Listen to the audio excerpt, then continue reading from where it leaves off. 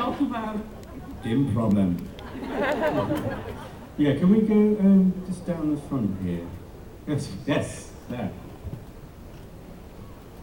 Thanks very much. Yes, Hello, Gareth. Did Hello. you enjoy the bill, and would you play that character again? Jeremy? Jeremy from the Bill. I think what has to be said about Jeremy is already been said, really. I don't know. Nice layered character. Bit of a baddie. Bit of a weirdo. But no, I don't think Jeremy needs revisiting. I don't think there's anywhere else where we could go with him. He's just nuts, isn't he? But I did enjoy it. I did enjoy it a lot. First time I did the Bill, it was a different structure. It was half-hour shows, and they were about 3 or 4 a week, run very much like more of a soap than a drama. But last year they changed the format, put it post-Watershed, put it more risque, more art and camera shots, longer storylines, more delving into characters. So I enjoyed it a lot more this time round.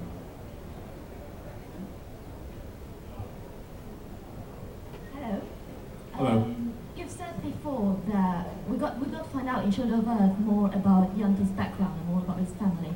And you've said before that it was a lot very close to what you thought that Yanta's background might have been like.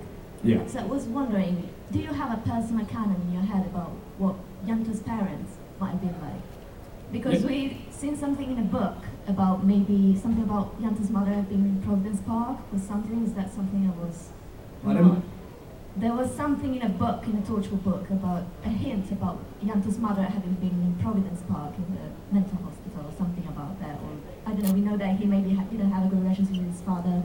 So if you did you have something in your head about where Yanta might be coming from?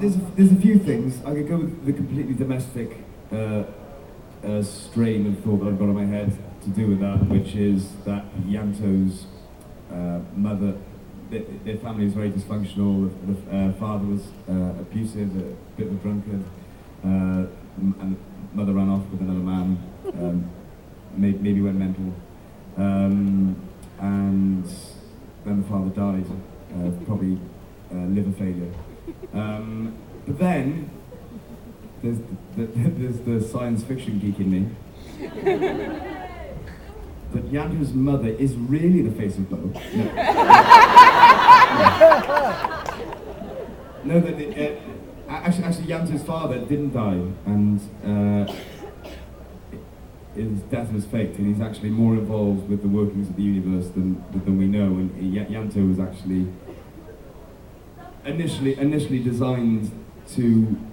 He was bred to work for Torchwood, or he was bred to work for UNIT or something like that. And I can see his father being like a general in UNIT or something like that, and having this double life, and having to leave for some reason to command some fateful mission, and had to fake his death in order to do it. And then Yanto and his family were left back in his estate in Newport. It's 3 even, by the way. Pardon? 3 even.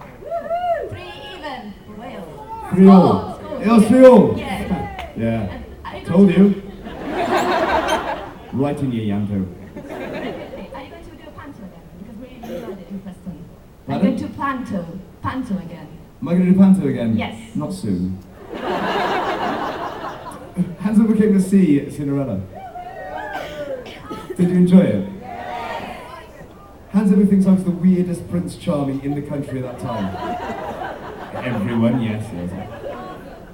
Thank you, yeah. I think I was the only Prince Charming that came on after Cinderella has run from the ball and then stuck my nose deep into the slipper and took a massive sniff. I think I was the only one. Were there anyone else see a pantomime with the Prince Charming sniff the slipper?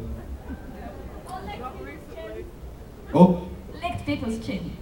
Oh yeah, I licked a couple of chins as well. And juggled with fruit a lot. There's a lot of fruit. Yeah. Who's next?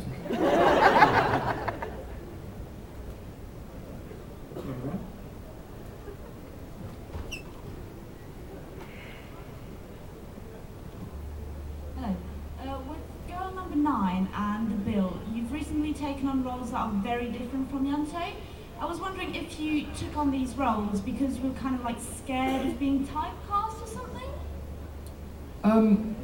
No, not really. Yanto, when I took Yanto on, was a very different role from anything that I'd done before. I'm a fan of diversity, in the sense that I like turning myself into a character.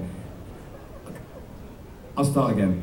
In my mind, a character actor and they call them leading actors, but I think they are leading actors. I think they're character actors who turn themselves into the characters, and then there are actors who turn the characters into themselves. So they keep as much as themselves as possible and change little bits here and there until eventually they've got a believable character. And then there's a character actor who will change themselves completely until they're almost unrecognisable. And Jude Law is a very character actor, a very good character actor, which is why I don't think he's very good at leading men roles.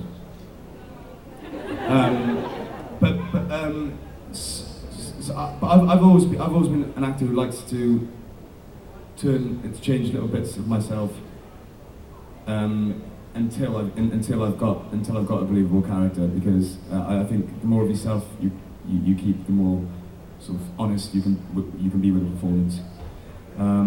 So no, I don't. I look at a role and I think, can I turn myself into that character, and can I do it believably, and will I enjoy it? And that's how I choose a role. I don't. It's never usually about politics or stereotyping or typecasting or anything like that. Okay. Hello.